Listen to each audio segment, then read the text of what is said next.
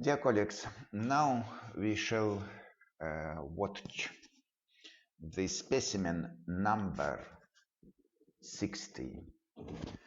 This is sagittal section of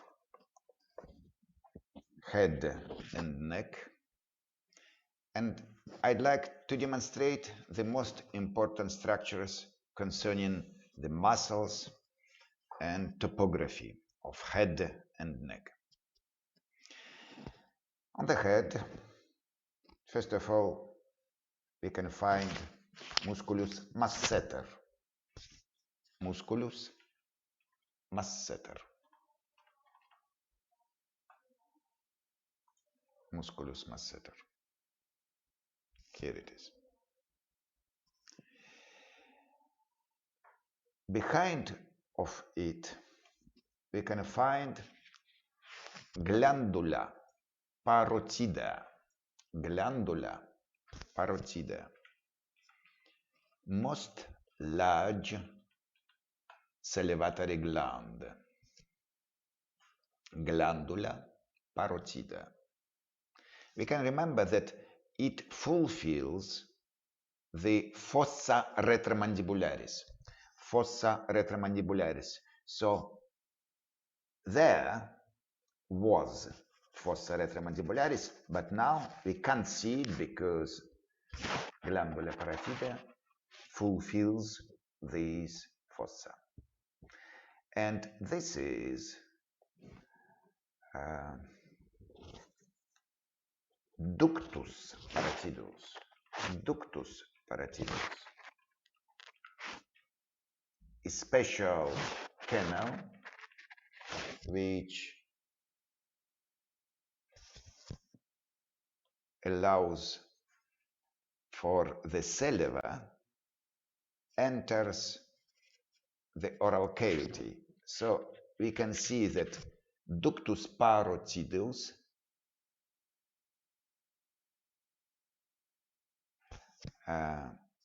it crosses the musculus masseter, and then it penetrates this muscle. What is it? It's musculus buccinator. Musculus buccinator.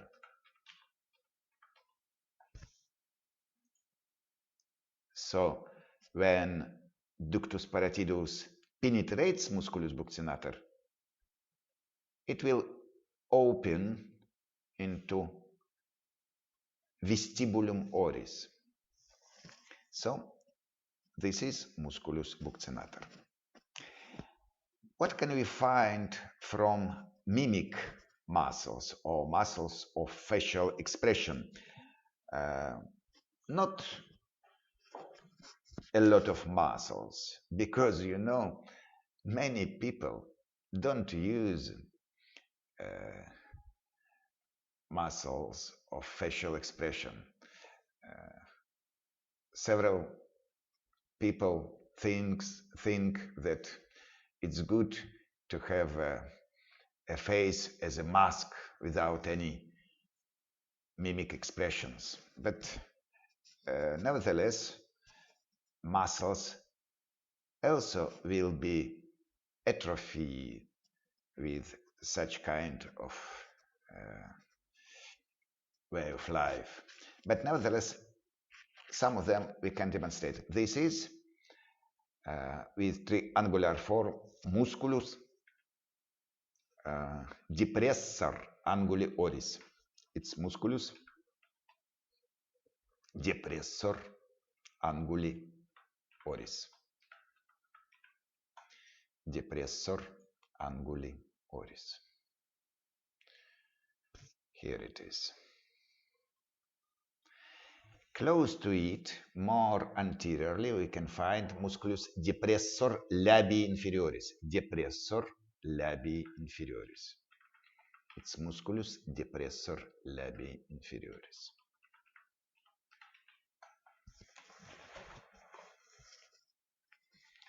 Musculus depressor labii inferioris. More superiorly, we can find musculus levator labii superioris. Musculus levator labii superioris.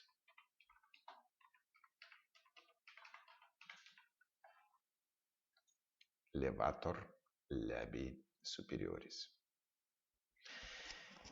Close to it, we can find two muscles, zygomaticus major musculus, zygomaticus major,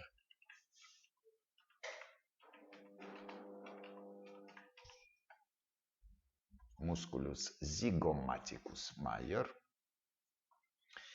which inserts to the angulus oris, and close to it, parallel to it, and more superiorly, musculus zygomaticus minor, musculus zygomaticus minor, musculus zygomaticus minor, which inserts to nasolabial fold, musculus zygomaticus minor. Here we can find musculus orbicularis oris, orbicularis oculi, musculus orbicularis oculi.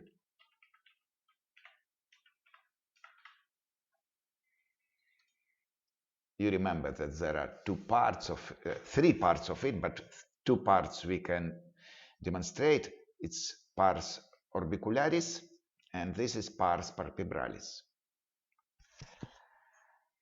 Practically all on the head. I'd like to say that here we can't see musculus temporalis because it's closed by the fascia temporalis. If we shall cut fascia temporalis, we can find here musculus temporalis, but just now not. And what is interesting, this is arteria facialis. Arteria facialis. Each of us can palpate the pulse of contraction of this artery here. This place is anteriorly to the masseter muscle on the corpus mandibular. Here you can touch it, palpate the place, and feel the contraction of pulsatile contraction of this arteria facialis. And now let's look at the neck. First of all, this is musculus sternocleidomastoidus. Sternocleidomastoidus. Cleidomastoidus. It's interesting that usually we say that this is os clavicula, but nevertheless term musculus sternocleidomastoidus use Greek type of this word kleidos. So not musculus sternoclavicula mastoidus, but sternocleidomastoidus. Musculus platysma is absent here, but this is a place of os hyoidus, os hyoidum, hyoidum, os hyoidum. Here it is. So we can demonstrate muscles which are located above it. So musculus digastricus, its venter anterior, musculus digastricus. Через I, digastricus, через I.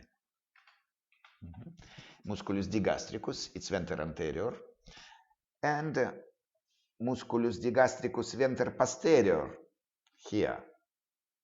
So this place between venter anterior and venter posterior musculus digastricus and mandible, it's trigonum submandibulare. So now I am in trigonum submandibulare. Trigonum submandibulare. And what is this? This is glandula submandibulare. You can hear that the same term, trigonum submandibulare, which contains glandula submandibulare. Also large salivatory gland. Trigonum.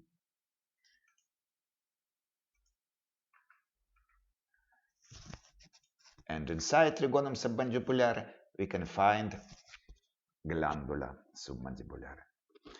Then, here, below the hyoid bone, we can find musculus sternohyoidus. Musculus sternohyoidus.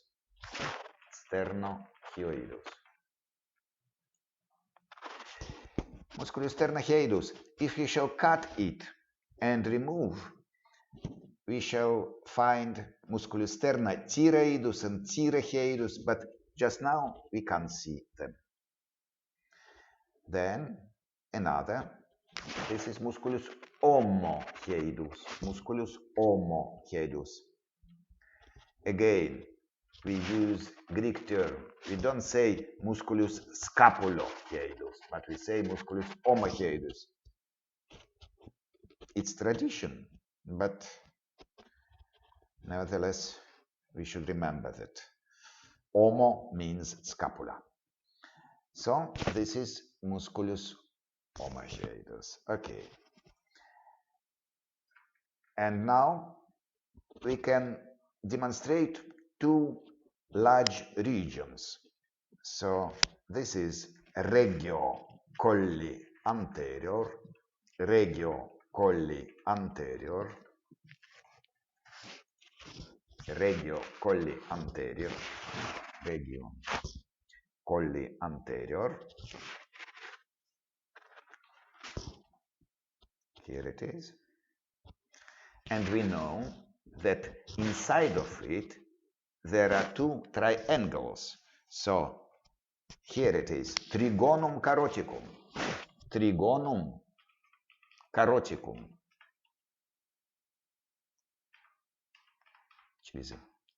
Trigonum caroticum. Here it is. Why such name? Because here it is arteria carotis communis, and then arteria carotis interna and arteria carotis externa. So here it is trigonum caroticum. Or I said trigonum homodigastricum. But we use trigonum caroticum as main term. And this small trigonum homotracheale. Trigonum homotracheale. This small trigonum homotracheale.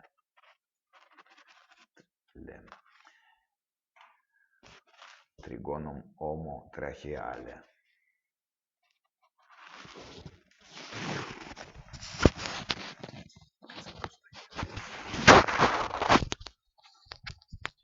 Trigonum homotracheale.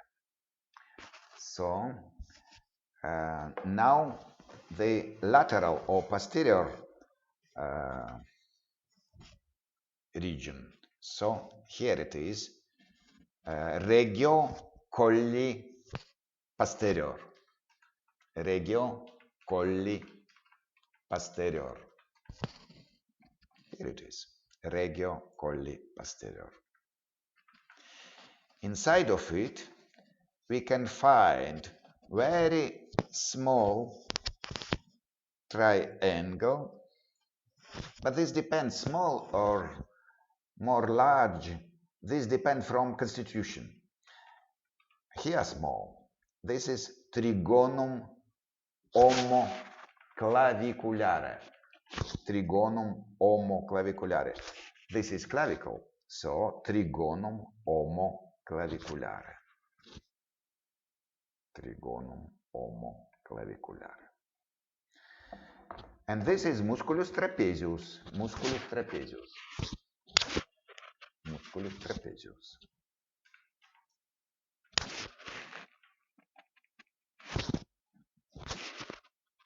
That's why this trigonum is trigonum homotrapezium. Trigonum homotrapezium.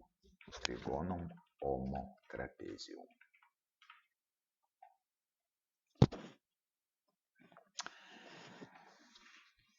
And now several muscles which we shall study later, next our class, but nevertheless let's try to recognize them. Today we know this muscle. It's musculus scalenus anterior. Musculus scalenus anterior. Musculus scalenus anterior. And here it is, together, musculus scalenus medius and posterior. Scalenus medius and posterior. Scalenus medius et posterior.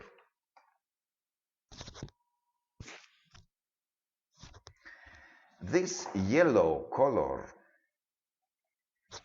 demonstrates the brachial plexus, plexus brachialis, brachial plexus, plexus brachialis.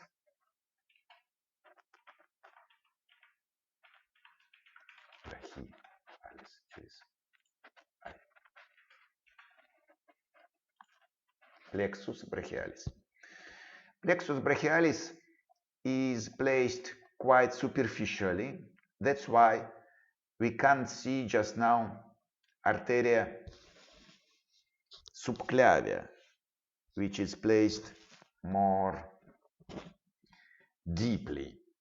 So we remember that spatium interscalenum, which is here, is fulfilled by two structures, plexus brachialis and arteria subclavia. So we can say in parentheses, plexus brachialis, that this is spatium interscalenum. Spatium interscalenum.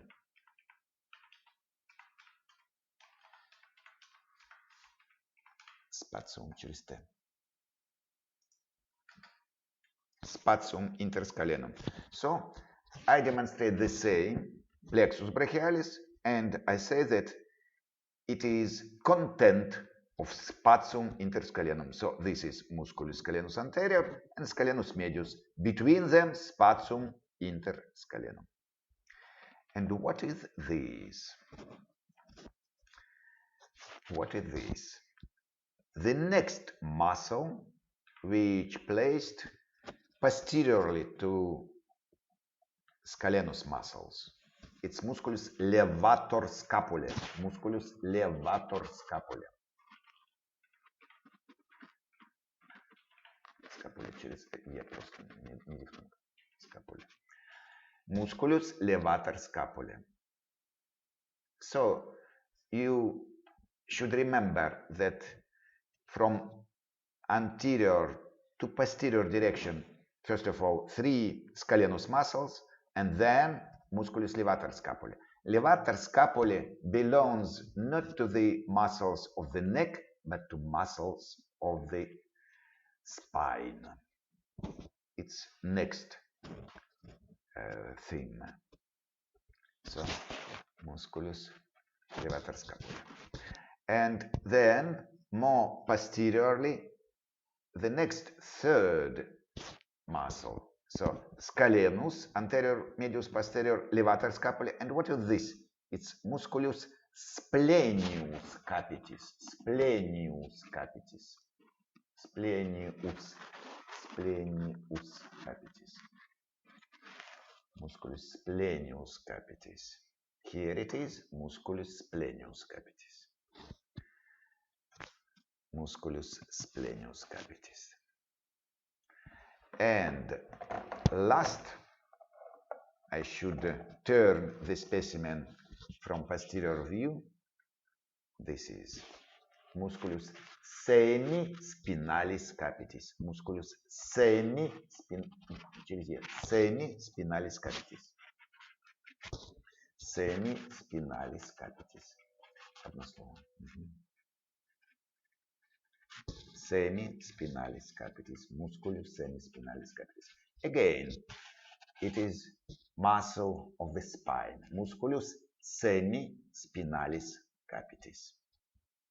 So, I'd like to repeat again from posterior to anterior direction. Semispinalis capitis, splenius capitis, levator scapulae, and 3 scalenus muscles. And again, scalenus, levator scapulae, splenius capitis, and semispinalis capitis. And maybe we shall find something here.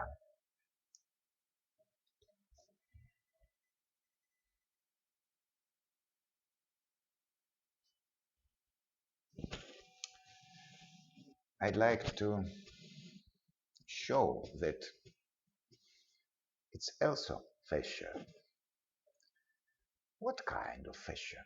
It's fascia endothoracica. Fascia endothoracica. Też. Endothoracica. Here it is. It's fascia which close the thoracical cavity from interior. So we said today about it that it is prolongation of fascia endocervicalis. So fascia endothoracica and fascia endocervicalis practically are the same fascial sheet. And it's a good possibility to demonstrate that this region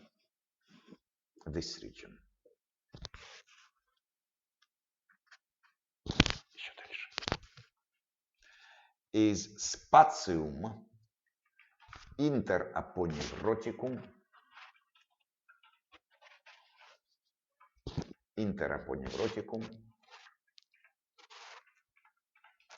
suprasternale.